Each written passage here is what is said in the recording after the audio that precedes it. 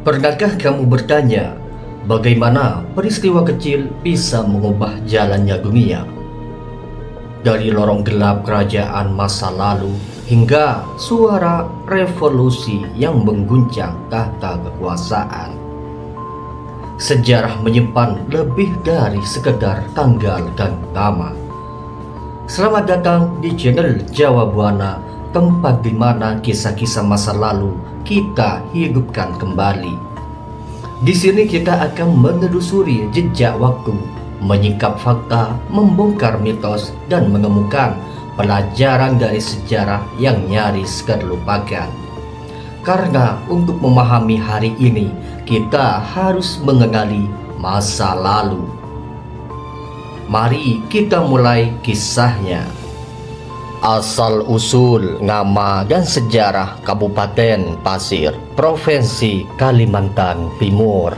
Sejarah Kesultanan Pasir diperkirakan mulai berdiri pada abad ke-16 atau ke-17. Awalnya wilayah ini dihuni oleh suku Dayak Pasir yang hidup dalam komunitas adat. Pada masa awal berdirinya, pengaruh Islam mulai masuk ke daerah Pasir melalui jalur perdagangan di sepanjang pesisir Kalimantan yang membawa agama dan budaya Islam dari pedagang-pedagang luar, terutama dari Jawa dan Sumatera. Sejarah pertama dari Kesultanan Pasir dimulai dari seorang putri yang disebut sebagai putri di dalam petung atau Ratu Satu yang memimpin pada tahun 1516 dan dipercaya memulai era kesultanan dengan pengaruh Islam yang kuat.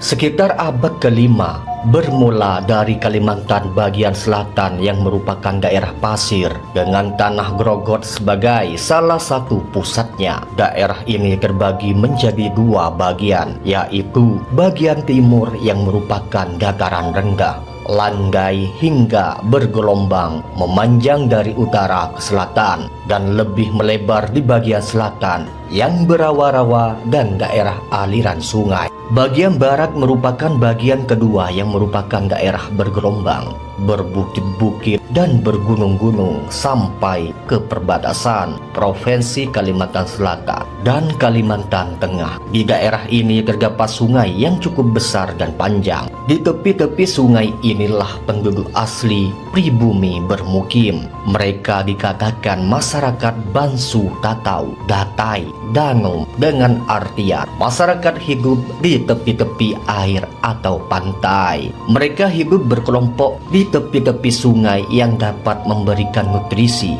seperti ikan, kerang, air tawar, dan lingkungan hutan yang memberikan umbi-umbian, buah-buahan, juga binatang buruan hutan. Cukup memberikan untuk kelangsungan hidup manusia. Setiap kelompok dipimpin oleh seorang yang kuat dan pemberani, baik fisik maupun mental.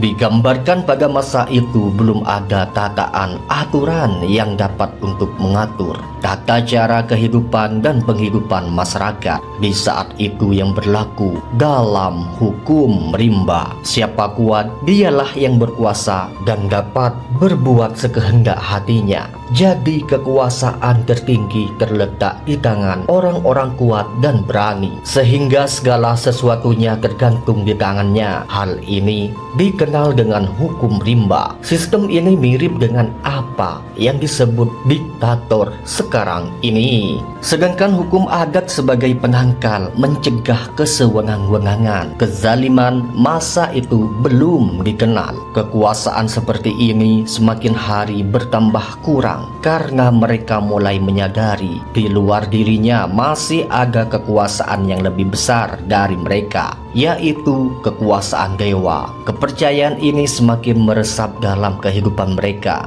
karena mereka beranggapan bahwa dewa-dewa dan roh-roh halus menempati di setiap pepohonan kayu batu besar, sehingga tempat-tempat itu dijadikan tempat-tempat pemujaan untuk meminta berkah, keselamatan, rezeki, dan lain sebagainya. Abad ke-16, yaitu pada tahun 1516 Masehi, Kerajaan Sagu Rengas yang kemudian dinamakan Kesultanan Pasir berdiri dan dipimpin oleh seorang wanita Ratu Satu yang dinamakan Putri di Dalam Petung. Kekuasaan Kerajaan Sagu Rengas meliputi Kabupaten Pasir yang ada sekarang, ditambah dengan Kabupaten Penajam Pasir Utara dan sebagian Provinsi Kalimantan Selatan. 1523 Masehi, perkawinan Putri di Dalam Petung dengan Abu Mansur Indrajaya, pimpinan ekspedisi agama Islam dari Kesultanan Demak, memperoleh 4 orang anak, yaitu Aji Maspati Indra, Aji Putri Mitir, Aji Mas Anom Indra, dan Aji Putri Ratna beranak. 1607 sampai tahun 1644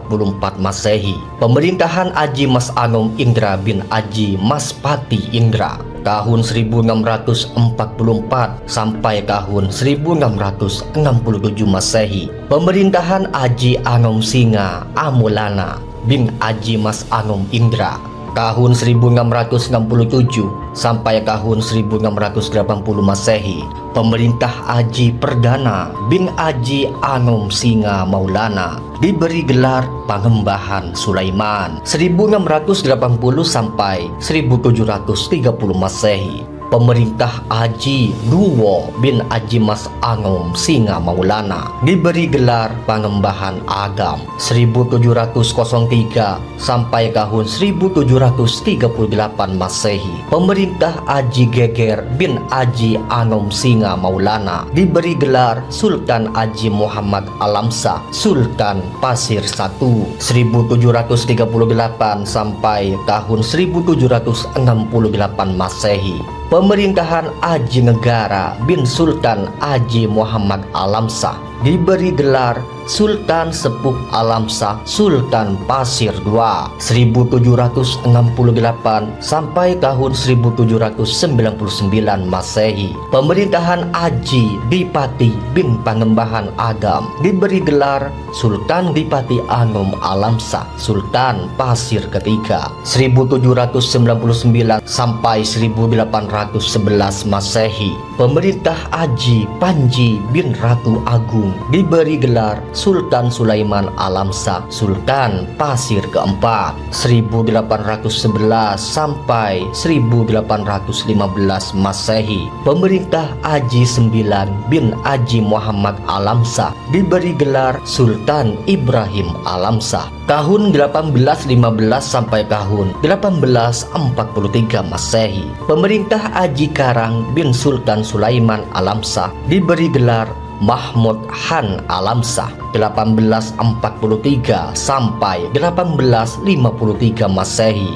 Pemerintah Aji Adil bin Sultan Sulaiman Alamsah diberi gelar Sultan Adam Alamsah 1853 sampai 1875 Masehi. Pemerintahan Aji Tenggara bin Aji Kimas diberi gelar Sultan Sepuh II Alamsah 1875 sampai 1890 Masehi. Pemerintah Aji Timur Balam diberi gelar Sultan Abdurrahman Alamsah 1880 sampai 1897 Masehi. Kekuasaan Sultan Muhammad Ali Alamsah 1897 Masehi. Pemerintah Pangeran Ngaka bin Pangeran Dipati Sulaiman Oktober-Desember diberi gelar Sultan Sulaiman Alamsah 1898 sampai 1900 Masehi. Pemerintah Pangeran Ratu bin Sultan Agam Alamsah diberi gelar Sultan Ratu Raja Besar Alamsah 1900 sampai 1906 Masehi. Pemerintah Pangeran Mangkujaya Kesuma diberi gelar Sultan Ibrahim Khaliluddin Sultan terakhir 1906 sampai 1918. Masa perjuangan rakyat Pasir melawan kolonial Belanda sampai dengan tahun 1959. Wilayah Pasir berstatus keweganan di dalam wilayah Provinsi Kalimantan Selatan Selatan. Undang-Undang Nomor 27 Tahun 1959, tanggal 29 Desember 1959, wilayah Pasir direstui dan diresmikan Kepala Daerah Swatantra tingkat Kalimantan Selatan menjadi daerah otonom, meliputi 9 kecamatan dan terdiri dari 91 desa. Tanggal 29 Desember ditetapkan sebagai Hari Jadi Kabupaten Pasir. 3 Agustus 1961, daerah Swatantra tingkat 2 Pasir dimasukkan ke dalam wilayah Kalimantan Timur. PP nomor 21 tahun 1987, tanggal 13 Oktober 1987, Kabupaten Pasir yang semula terdiri dari 9 kecamatan menjadi 10 kecamatan. Undang-Undang Nomor 7 Tahun 2002 tentang pembentukan Kabupaten Penajam Pasir Utara di Provinsi Kalimantan Timur, Lembaran Negara tahun 2002 nomor 20, tambahan Lembaran Negara nomor 4182, di mana 4 wilayah kecamatan yaitu Kecamatan Babulu, Kecamatan Waru, Kecamatan Penajam, dan Kecamatan Sepaku. Tahun 2003, pada tahun 2003 Kabupaten Pasir membentuk 2 wilayah kecamatan lagi, sehingga kecamatan di Kabupaten Pasir menjadi 10 kecamatan, yaitu Kecamatan Tanah Grogot, Kecamatan Pasir Balengkong, Kecamatan Muara Samu, Kecamatan Muara Komam, Kecamatan Kuaru, Kecamatan Long Ikis, Kecamatan Long Kali, Kecamatan Tanjung Harapan, Kecamatan Batu Sopang, dan Kecamatan Batu Engau. Peraturan Pemerintah Nomor 49 Tahun 2007. Kemudian pada tahun 2007, nama Kabupaten Pasir berubah menjadi Kabupaten Pasir dengan terbitnya Peraturan Pemerintah Nomor 49 Tahun 2007. Sementara Tanah Grogot yang menjadi tempat kedudukan ibu kota Kabupaten Pasir sejak tahun 1959.